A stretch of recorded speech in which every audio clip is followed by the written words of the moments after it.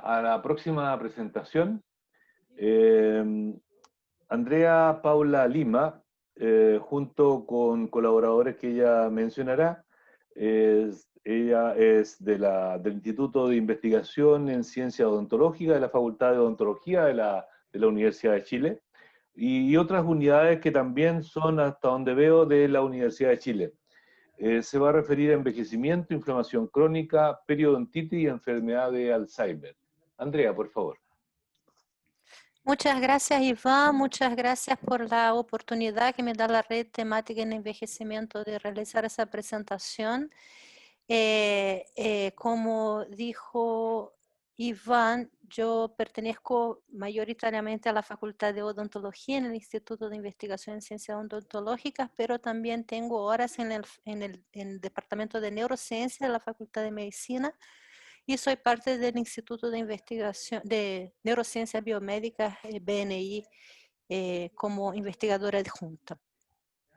Entonces, bueno, yo quería contarles un poco primero sobre algunas cosas acerca del descubrimiento de la enfermedad de Alzheimer que permiten también que nosotros visualicemos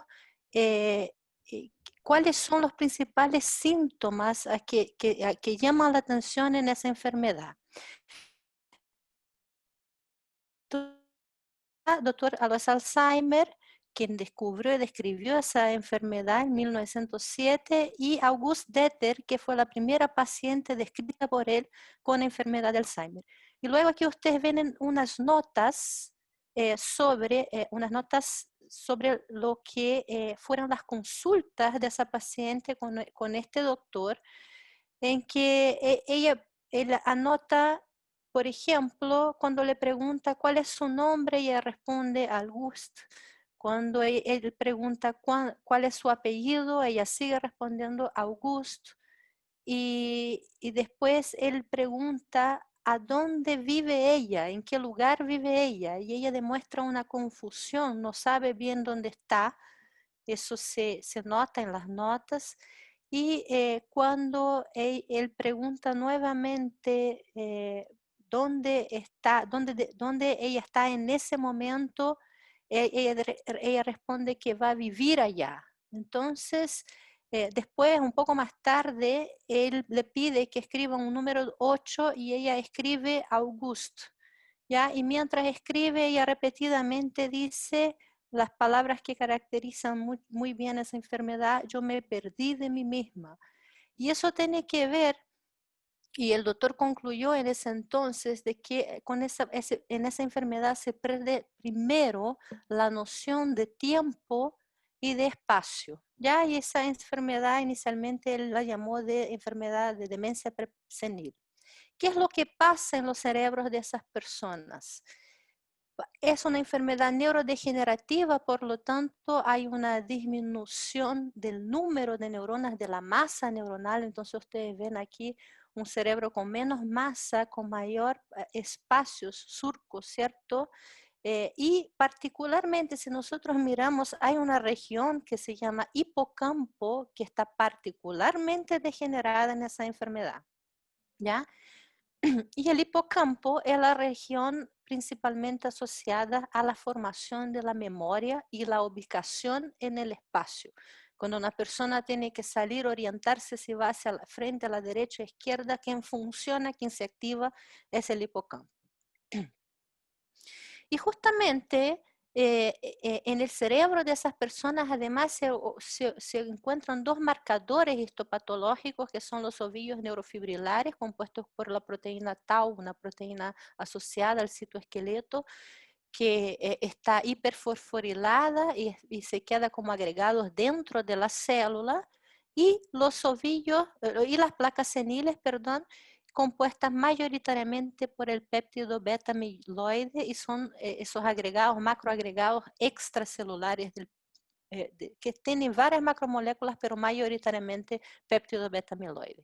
Y si miramos aquí la progresión de esas lesiones en el cerebro, vemos que eso se inicia en el hipocampo y que se va propagando hacia las otras regiones a la medida que la enfermedad avanza. Entonces, por lo tanto, inicialmente solo tenemos pérdida de la capacidad de formar nuevas memorias, y luego a la medida que la destrucción avanza a donde las memorias antiguas están, se supone, almacenadas, se empiezan a perder las memorias más antiguas, ¿ya? Y la hipótesis más aceptada para explicar esa enfermedad es la hipótesis de la cascada amiloide, que determina que la producción exacerbada de un péptido, el péptido beta-amiloide, que es aquel que está en las placas seniles, ¿cierto?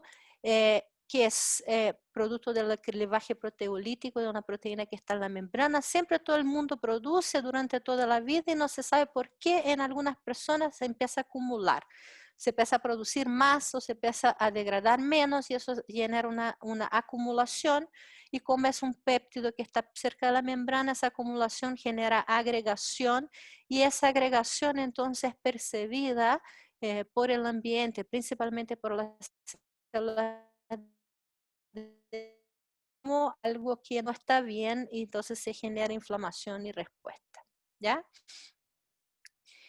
Nosotros hemos demostrado que muchos de esos efectos que tiene el beta-amiloide tienen que ver con activar señales de calcio en las neuronas de baja duración y durante mucho tiempo, de baja intensidad y larga duración, perdón, y que tienen que ver con una señalización de afuncional. En respuesta a ese aumento de calcio, las mitocondrias se fragmentan, hay una disminución de formación de contactos sinápticos, es decir, la funcionalidad neuronal se encuentra afectada en respuesta a ese péptido beta-amiloide. Si nosotros inyectamos el péptido beta-amiloide en el hipocampo de las ratas, nosotros observamos que existe entonces una falla en la memoria ocasionada por ese péptido. ¿Y cómo nosotros testeamos eso? Deben encontrar a partir de la localización espacial una recompensa a las ratas, y eso lo hacen muy bien las ratas control y no así las inyectadas con el péptido beta-amiloide. ¿Ya? La inyección del beta-amiloide causa activación de las células de la glía astrocíticas. Aquí ustedes están viendo ese aumento de la marca para los astrocitos una vez que los oligómeros son inyectados. Y eso habla de una nueva visión de la enfermedad, en que esa enfermedad pasa, cuando mirada como un elefante, el beta-amiloide pasa a ser la trompa del elefante, y otros factores como son la edad y la inflamación pasan a ser otras partes muy importantes de ese elefante, ¿ya? Y en ese sentido se ha descubierto y está publicado en el año 2001 que polimorfismos en genes inflamatorios aumentan el riesgo de enfermedad de Alzheimer. Si hay algunos polimorfismos, por ejemplo, en genes relacionados a la producción de interleucina 6, 1 beta, TNF alfa, que están relacionados con una mayor predisposición a tener la enfermedad de Alzheimer. Y ahí yo quiero hablar un poco de los que viene pasando los últimos años, desde el 2015. Eso ha sido un boom en la literatura de reconocer que, miren, existen esa idea de que la acumulación del péptido beta-amiloide ocurre y activa receptores de las células de la glía, como la microglía, que es la célula que está involucrada en la inmunidad en el cerebro, y que eso llevaría entonces a una respuesta aberrante de secreción de interleuquinas y producción de ROS que afectaría a la neurona. Y por su vez también un ambiente proinflamatorio con ROS activaría el procesamiento proteolítico de generación de esos oligómeros de beta-amiloide, agregados de beta-amiloide, causando entonces un ciclo vicioso que determina que entonces existirían otros factores de riesgo para la generación de la enfermedad. Y es así como factores genéticos como los que yo les mencioné, pero también obesidad, pero también infecciones sistémicas, infecciones orales podrían ser un factor de riesgo importante para la enfermedad de Alzheimer. ¿ya? Y en ese sentido, la idea es que la generación sostenida de mediadores inflamatorios producto de estas enfermedades causarían esa activación de las células de la glía y que causarían entonces una respuesta proinflamatoria que dañaría a la neurona. Entonces, en ese sentido, habría un espectro de activación microglial en el cual la microglía hasta cierto punto es la célula, ¿cierto?, que lidia con la inflamación y aumenta la fagocitose, por ejemplo, de los agregados de beta, ¿cierto?, y que resuelve la inflamación, pero a niveles de exacerbación de la señal, el espectro de activación se movería hacia la microglía M1, que sería, en vez de participar en la resolución de inflamación, sí participaría del daño estructural a la neurona a través del aumento de citoquinas proinflamatorias de la generación de ROS. Y ahí yo les quiero comentar que la periodontitis es un factor de riesgo súper importante. Es ustedes saben, una patología de naturaleza inflamatoria, patología infecciosa que produce la disbiosis microbiana, o sea, en la comunidad microbiana que vive ahí se desorganiza hacia que proliferan más unos determinados tipos de microorganismos y que dominan entonces ese sitio, y donde Porphyromonas gingivalis es una bacteria especialmente importante porque produce ciertas moléculas como metaloproteinasas, gingipaínas, que son moléculas que son capaces de lisar tejidos e invadirlos, por lo tanto, ahí están asociadas con la inflamación sistémica y otras enfermedades como diabetes, parto prematuro, cardiopatías y ahora más recientemente con la enfermedad de Alzheimer. Entonces, primero, inicialmente, en el año 2013 se detectó la bacteria en cerebros Alzheimer y el LPS de la bacteria particularmente en esos cerebros, ¿ya? Y se detectaron anticuerpos en pacientes de Alzheimer, anticuerpos contra periodontopatógenos y en particular Porphyromonas gingivalis en la sangre aumentados, ¿ya?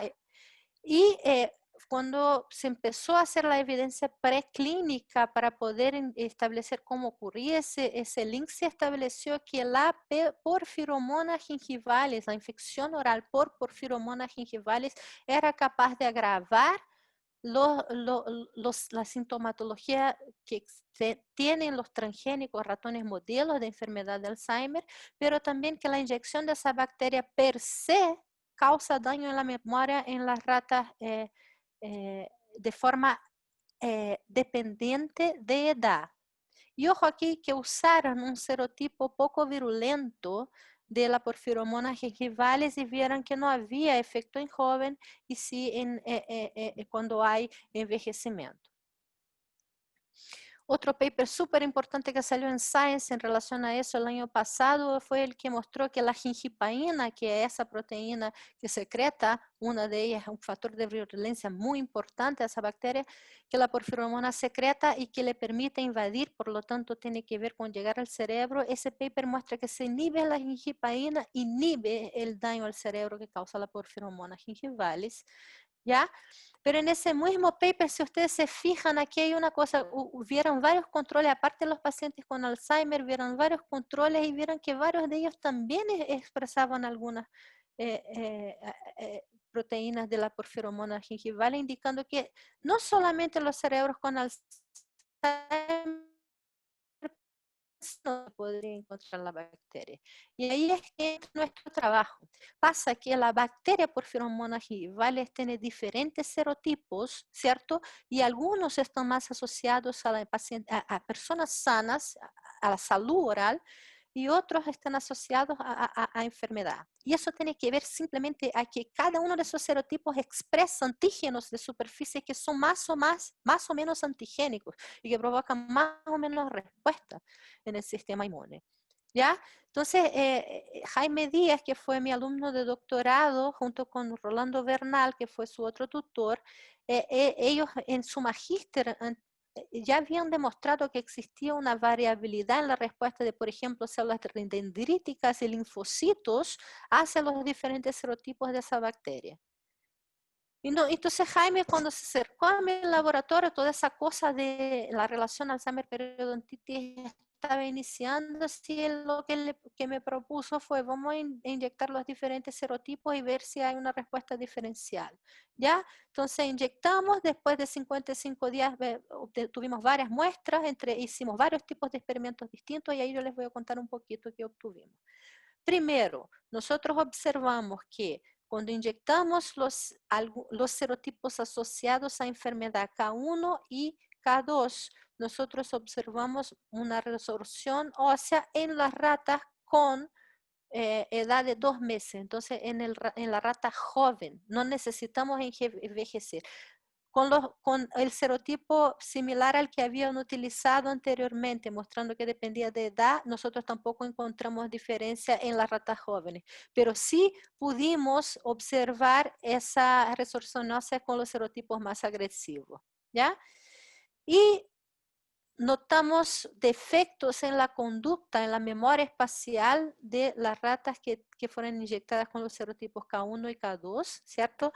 Lo que se puede medir tanto por cuántas veces encuentra la recompensa como con el tiempo que lleva a llegar al pocillo con la recompensa o con un aumento de la distancia que recorren para llegar a un pocillo con la recompensa tratándose de ubicar en el espacio en esa tarea de memoria espacial. ¿Ya? Ah, y otra cosa que no les mencioné que es muy interesante es que aquí el serotipo que nosotros llamamos K-, nada más es que es un mutante que no expresa ese antígeno K, ¿ok? Entonces todos los resultados que tuvimos con eso son similares al control. Entonces mostrando que el antígeno K es muy importante realmente. Y miren, qué interesante, cuando fuimos a ver en los serotipos si llegaban o no diferencialmente al hipocampo, vimos que todos llegaban, no había ninguna respuesta diferencial. En el CSF vemos que K1 un poquito más, pero realmente en todo, en el suero, en el hipocampo y en general, todos llegaron, ¿cierto? Llegaron al suero, llegaron al CSF, líquido cefalorraquídeo, y llegaron al hipocampo. ¿Ya? Entonces pudimos detectar también por PCR algunos genes de la bacteria y por inmuno y no vimos diferencias entre el acceso al cerebro. Sin embargo, cuando miramos la producción de citoquinas en el hipocampo, CSF y también en el suero, que no está mostrado aquí, vimos que solamente con los K1 y K2 hay un aumento entre interleuquina 1 beta, 4, perdón, interleucina 1 beta, 6 y TNF-alfa, interferón gamma, y no así, y al contrario, en la interleucina modulatoria, interleucina 4 y 10, donde vimos una bajada en comparación con los otros serotipos. Y además vimos que en presencia de ese estatus inflamatorio que generan esos serotipos en el hipocampo, vemos también una producción aumentada de beta-amiloide y un aumento del estrés oxidativo observado por un aumento de la peroxidación lipídica observado en ese local. También observamos una activación astrocitaria donde fue solamente significativa con el serotipo K1 y vimos más interesantemente la hiperfosforilación de la proteína tau, que es la proteína que forman los ovillos neurofibrilares, el otro marcador que viene de abajo de la enfermedad de Alzheimer, también mostrando que pudimos con esos serotipos en ratas jóvenes obtener esa enfermedad tipo Alzheimer en las ratas con porfiromonas gingivales. Entonces la conclusión es que el daño a las células cerebrales inducido por porfiromonas gingivales, que ya está súper demostrado, depende del serotipo bacteriano involucrado y hay una correlación con el patrón de respuesta observado en las células que participan de la respuesta inmune contra la infección en el tejido periodontal. Esa es lo que yo les quería contar. Este es mi grupo, ahí en reunión de Zoom, el grupo actual y los miembros pasados también listados aquí, donde Jaime Díaz fue quien obtuvo la mayor parte de los resultados que le mostré aquí al final, de relación entre periodontitis y Alzheimer. Muchas gracias.